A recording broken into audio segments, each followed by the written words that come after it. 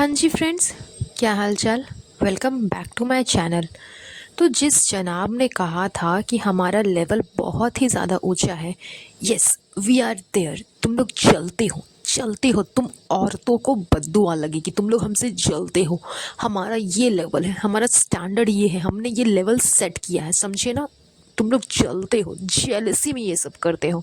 तो जिस जनाब ने ये सारे डायलॉग मारे थे, उसी जनाब ने अपना लेवल दिखा दिया मौदाहा जा कर के कि किस तरह से उन्होंने पैसे दे कर के अपना जो पोस्टर है वो मौदाहा में छपवाया था।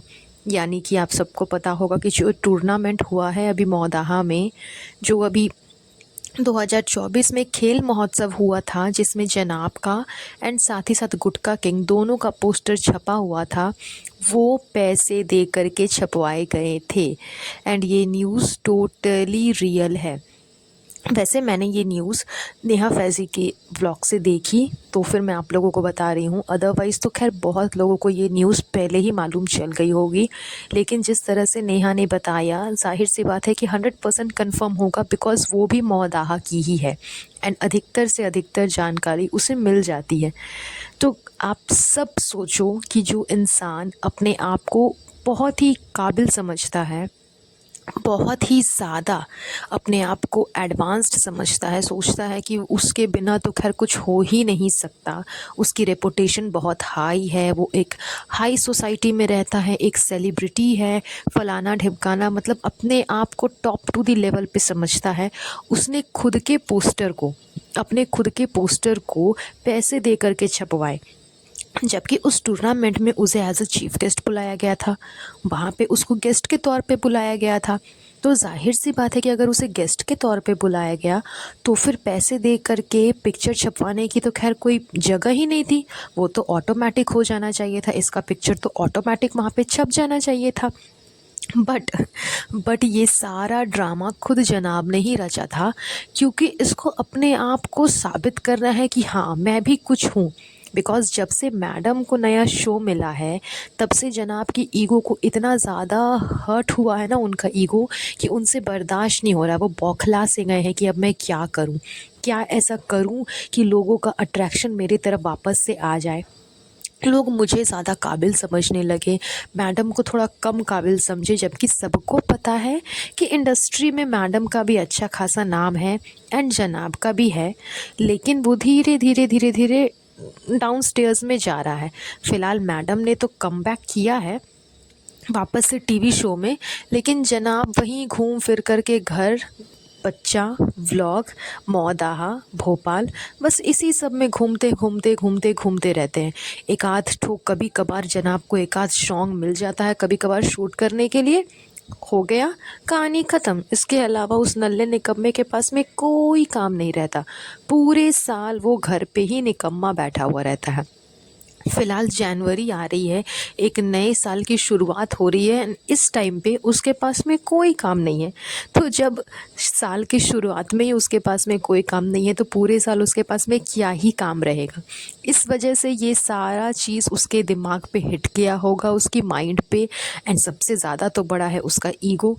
जो इंसान अपना कंटेंट किसी को नहीं देता, यहाँ तक कि दूसरे का कंटेंट छीन करके सबसे पहले अपने ब्लॉग में डाल देता है, वो इंसान इतना बड़ा बात कैसे बर्दाश्त कर लेगा कि उसकी वाइफ वापस से टीवी में कमबैक कर चुकी है एंड वो नल्ला निकम्मा घर पे बैठा हुआ है।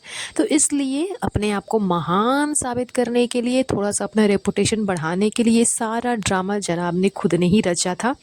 अदरवाइज़ आपने अगर देखा होगा उस टूर्नामेंट में, तो जिस टाइम पे जनाब वहाँ गए हुए थे, कोई भी भीड़ नहीं थी।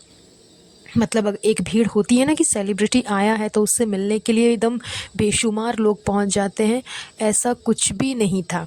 यहाँ तक कि जनाब को वहाँ पे एज अ गेस्ट भी नहीं बुलाया गया था।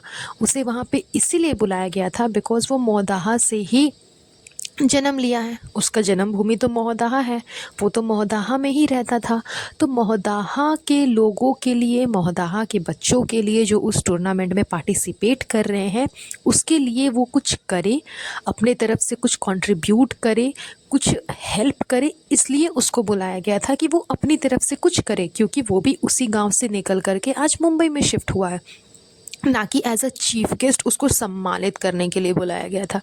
लेकिन यहाँ पे तो जनाब ने अपने आप को महान साबित करने के चक्कर में कुछ पैसे दे कर के अपने पोस्टर छपवा लिए, एक आध डायलॉग मार दिया स्टेज पे खड़ा होकर के, जो भी सुनने वाला दूर दूर तक कोई नहीं था, उसका डायलॉग सुनने वाला भी दूर दूर तक कोई भी नज़र नहीं आ रहा था। तो ये सब कुछ किया गया सिर्फ़ और सिर्फ अपने ईगो को जो हर्ट हुआ है उसे थोड़ा सा काम करने के लिए, उसे थोड़ा सा शांत करने के लिए कि हाँ हाँ मैं भी कुछ हूँ, मैं भी कुछ हूँ, मेरी भी रिपुटेशन है, मेरी भी ये है, मेरी भी वो है, ताकि उनका जो ईगो हर्ट हुआ है वो थोड़ा सा काम हो जाए। जिस वजह से मैडम साहिबा महोदया नहीं जा पाई, वो रीज़न तो आप सबको समझ में आ गया होगा कि उसकी शूटिंग चल रही है। शूटिंग की एक आध क्लिप तो नहीं, एक आध पिक्चर मैडम ने अपलोड की थी इंस्टा पे, वो भी मेकअप रूम का। जब वो रेडी हो रही थी उस टाइम पे उस चीज़ को उसने रिवील किया कि हाँ वो वापस से कम बैक कर रही है। एंड कम बैक क्या कर रही है, एक नॉर्मल सा शो है, जैसे सेलिब्रिटीज़ का शो होता है वैसे ही सेलिब्रिटीज़ के लिए कुकिंग का कोई शो है जिसमें मैडम को बुलाया गया है। एंड मुश्किल से कुछ महीने तक वो शो चलेगा एंड फिर वापस से वो ख़त्म हो जाएगा एंड वापस से मैडम भी घर पे ही बैठ जाएगी।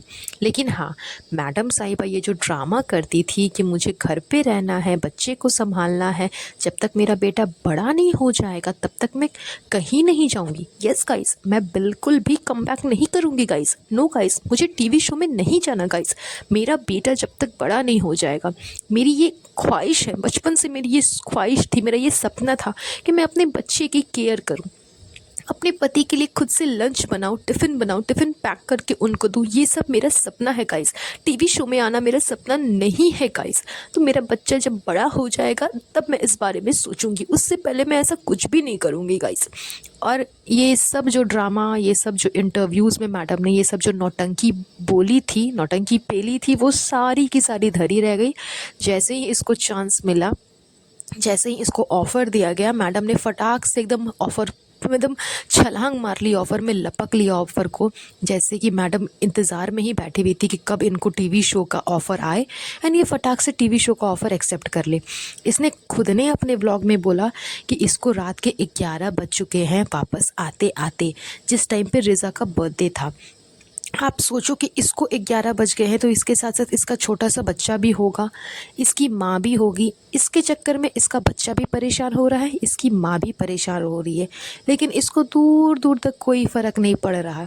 क्यों? क्योंकि इसे सिर्फ़ और सिर्फ अपने आप से मतलब है, अपने ख्वाहिश से मतलब है। सिचुएशन के हिसाब से ये अपनी ख्वाहिशें बदलते रहती है, सिचुएशन के हिसाब से ये अपनी हॉबीज़ बदलते रहती है, कभी कुछ। जैसा सिचुएशन रहा वैसी इसकी हॉबी भी चेंज होती रहती है। मतलब इसको फ़र्क नहीं पड़ता कि इसके वजह से इसका बच्चा भी इतनी ठंड में सफ़र कर रहा है, इतनी रात रात तक, उस बच्चे की हेल्थ पे क्या असर होगा इसको कोई मतलब नहीं है। क्योंकि अगर इसे मतलब होता तो ये इतनी जल्दी, अभी तो इसका बच्चा खास बड़ा भी नहीं हुआ, इतनी जल्दी ये टीवी शो करने के लिए रेडी नहीं होती। तो ये सब कुछ सिर्फ़ और सिर्फ चोचले थे, इंटरव्यूज़ में बोलने के लिए, अपने आप को सुपर मॉम साबित करने के लिए। अदरवाइज़ ये बहुत ही बेवकूफ़ और बहुत ही घटिया औरत है। साथ ही साथ माँ ला कहने के लिए तो खैर लायक ही नहीं है, क्योंकि जो कुछ भी इसने अपनी फर्स्ट चाइल्ड के साथ में किया, यानी कि अपनी बेटी के साथ, वो कहीं से भी सही नहीं था जो भी इसने किया। उस टाइम पे भी इसने अपने सपने को पूरा करने के चक्कर में अपने बच्चे की बलि चढ़ा दी थी एंड सेम चीज़ ये अभी भी रिपीट कर रही है। वापस से अपने सपने के चक्कर में, अपने ख्वाहिशों के चक्कर में, अपने बेटे पे इसका कोई ध्यान नहीं है, कोई फ़र्क नहीं पड़ रहा कि उसकी हेल्थ पे क्या असर करेगा नहीं करेगा। इतनी रात रात तक जगना, बाहर रहना, फिर बाहर में ही नॉर्मली जैसे तैसे खाना, आराम करना, मतलब कोई फ़र्क इसको नहीं पड़ता, सिर्फ अपने आप से मतलब है। तो ये कैसी माँ है वो तो खैर समझ में आ ही गया। तो बस चलिए, आज का ये पॉडकास्ट इन्हीं सब टॉपिक के साथ हम यहीं पर एंड करेंगे। बहुत जल्द मिलूँगी आप लोगों से एक नए पॉडकास्ट पे। तब तक के लिए आप सब अपना ध्यान रखिएगा। Have a nice day. Bye bye.